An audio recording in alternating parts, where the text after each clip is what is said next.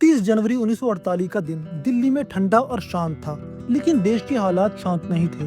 भारत को आजादी मिले हुए अभी 6 महीने ही हुए थे। भारत पाकिस्तान बंटवारे के बाद देश में सांप्रदायिक तनाव चरम पर था। लाखों लोग बंटवारे की हिंसा में मारे गए थे और हिंदू मुस्लिम दंगे पूरे देश में फैल रहे थे। महात्मा गांधी उस समय दिल्ली के बिरला हाउस में रह रहे थे। वो बंटवारे की हिंसा को रोकने के लिए लगातार कोशिश कर रहे थे। गांधी जी ने दिल्ली में कई प्रार्थना सभाएं शुरू की, जिनमें वो हिंदू मुस्लिम एकता की बात करते थे, लेकिन उनकी ये अपील कई हिंदू राष्ट्रवादी संगठनों को पसंद नहीं आ रही थी। उस दिन सुबह गांधी जी की सरदार पटेल के साथ एक महत्वपूर्ण मीटिंग हुई। सरदार पटेल, जो उस समय भारत के गृह मंत्री थे, और गांधी जी के बीच कुछ मुद्दों पर मतभेद थे। इस मीटिंग में गांधी जी ने सरदार पटेल से कहा कि वो कांग्रेस में एकता बनाए रखें और देश को मजबूत करें। करीब 5:15 पर वो अपनी भतीजी मनु और आभा के साथ प्रार्थना सभा की ओर बढ़े। भीड़ में लोग उन्हें प्रणाम कर रहे थे, लेकिन तभी एक युवक भीड़ में से आगे बढ़ा। उसने गांधी जी को प्रणाम किया और अचानक उसने गांधी जी पर 3 गोलियां चलाई।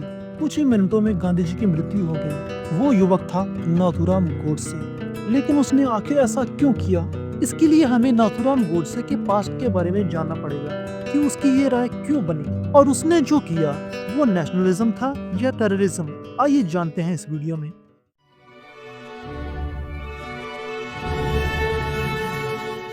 नाथूराम विनायक गोडसे का जन्म 19 मई 1910 को पुणे महाराष्ट्र में एक मराठी चित्पवन ब्राह्मण परिवार में हुआ था। बचपन से ही गोडसे में देशभक्ति की भावना थी, लेकिन उनकी सोच धीरे धीरे हिंदू राष्ट्रवाद की ओर मुड़ गई। 1930 के दशक में वे राष्ट्रीय सत्यसेवक संघ आरएसएस से जुड़े, लेकिन उनकी विचारधारा आरएसएस से थोड़ी अलग थी। गोडसे को लगता था कि आरएसएस की नीतियां सिर्फ सांस्कृतिक हिंदुत्व तक सीमित हैं और वो इससे ज्यादा आक्रामक रुख चाहते थे। इसके बाद गोडसे विनायक दामोदर सावरकर की हिंदू महासभा से जुड़ गए। सावरकर, जो हिंदू राष्ट्रवाद के सबसे बड़े प्रचारक थे, उन्होंने गोडसे को गहराई से प्रभावित किया। सावरकर का मानना था कि भारत को एक हिंदू राष्ट्र बनना चाहिए और इसमें किसी भी तरह का तुष्टीकरण नहीं होना चाहिए। गोडसे ने सावरकर की किताबें पढ़ी और उनकी विचारधारा को अपना लिया। गोडसे अग्रणी और हिंदू राष्ट्र नामक अखबारों का संपादन करते थे, जिनमें वो हिंदू राष्ट्रवाद को बढ़ावा देते थे। लेकिन 1940 के दशक में गोडसे का गुस्सा महात्मा गांधी की ओर बढ़ने लगा। उन्हें लगता था कि गांधी जी की नीतियां, खासकर बंटवारे के समय, उनकी मुस्लिम समुदाय के प्रति सहानुभूति और हिंदुओं के हितों के खिलाफ है। 1947 में भारत पाकिस्तान बंटवारा हुआ। इसके बाद दंगे भड़क उठे। गोडसे और उनके साथियों का मानना था कि गांधी जी की नीतियों ने बंटवारे को बढ़ावा दिया है, खासकर जब गांधी जी ने पाकिस्तान को 55 करोड़ रुपए देने की बात का समर्थन किया। उसके बाद गोडसे का गुस्सा और बढ़ गया। उनके लिए ये देशद्रोह जैसा था। लेकिन अब सवाल ये उठता है कि क्या गोडसे का गुस्सा सिर्फ व्यक्तिगत था या इसके पीछे कोई बड़ी साजिश थी? क्या वो अकेले थे या उनके पीछे कोई संगठन था? गांधी जी की हत्या कोई अचानक हुई घटना नहीं थी, ये एक सोची समझी साजिश थी। नाथूराम गोडसे के साथ और कई लोग शामिल थे, जिनमें उनके भाई गोपाल गोडसे, नारायण आप्टे, विष्णु करकरे और मदन लाल पाहवा जैसे लोग शामिल थे। ये सभी हिंदू महासभा से जुड़े थे। 20 जनवरी 1948 को इस ग्रुप ने गांधी जी की हत्या का पहला प्रयास किया था। मदन लाल पाहवा ने बिरला हाउस में एक बम फेंका, लेकिन ये नाकाम रहा। इसके बाद 30 जनवरी को गोडसे ने खुद हत्या को अंजाम दिया। जब उनको पकड़ा गया तो उनका ट्रायल दिल्ली के लाल किले में शुरू हुआ। इस ट्रायल में गोडसे ने खुलकर अपनी बात रखी। उन्होंने कहा कि वो गांधी जी को मारना चाहते थे, क्योंकि उन्हें लगता था कि गांधी जी की नीतियां भारत को कमजोर कर रही थी। गोडसे ने अपनी कोर्ट स्टेटमेंट में कहा कि मैंने गांधी जी को मारा क्योंकि मुझे लगता था कि उनकी नीतियां हिंदुओं के खिलाफ हैं और मैं अपने देश के लिए ऐसा करने को मजबूर था। ट्रायल में गोडसे और उनके साथियों को दोषी पाया गया। 15 नवंबर 1949 को नाथूराम गोडसे और नारायण आप्टे को फांसी दे दी गई। बाकी साथियों को उम्र कैद की सजा हुई और सावरकर को भी ट्रायल में शामिल किया गया था, लेकिन सबूतों के अभाव में उनको बरी कर दिया गया। नाथूराम गोडसे आज भी भारत में एक पोलराइजिंग फिगर है। कुछ लोग उन्हें देशभक्त मानते हैं, जो अपनी विचारधारा के लिए लड़े। वो कहते हैं कि गोडसे को गांधी जी की नीतियां गलत लगती थी, खासकर बंटवारे और मुस्लिम तुष्टीकरण को लेकर। दूसरी तरफ ज्यादातर लोग उन्हें एक हत्यारा मानते हैं, जिसने एक ऐसे इंसान को मारा जो भारत की आत्मा था।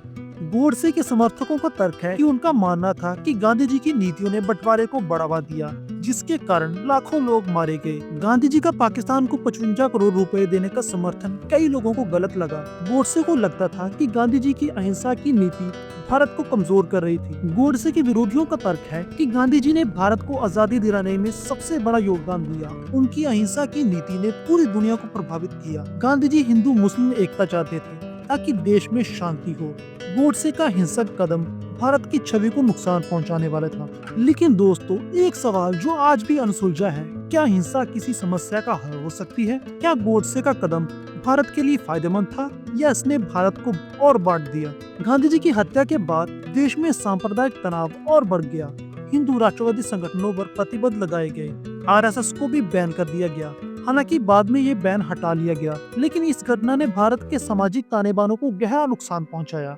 नाथूराम गोडसे का मानना था कि गांधी जी के कारण ही पार्टीशन हुआ, लेकिन इस जगह पर नाथूराम गोडसे गलत है, क्योंकि गांधी जी उन चुनिंदा लोगों में से थे जो कि आखिर तक पार्टीशन के खिलाफ थे। 3 जून 1947 को जब पार्टीशन का प्लान अनाउंस हुआ, तो गांधी जी ने सरदार पटेल से कहा कि इस प्लान में उनको बस बुराई ही दिख रही है। वो एक सेकुलर भारत चाहते थे और हिंदू मुस्लिम एकता चाहते थे। दोस्तों, मैं मानता हूँ कि नाथूराम गोडसे का कदम गलत था। गांधी जी की नीतियों से असहमति हो सकती है, लेकिन हिंसा कभी जवाब नहीं हो सकती। गांधी जी ने भारत को एकजुट करने की कोशिश की और उनकी अहिंसा की नीति ने न सिर्फ भारत बल्कि पूरी दुनिया को प्रेरित किया। गोडसे ने जो किया उसने भारत को और बांटने का काम किया, लेकिन हमें ये समझना होगा कि उस समय का माहौल बहुत जटिल था। बंटवारे की हिंसा, सांप्रदायिक तनाव और आजादी के बाद की चुनौतियों ने कई लोगों को गुस्से में डाल दिया। गोडसे भी इस गुस्से का एक हिस्सा थे, लेकिन क्या उनका गुस्सा सही था?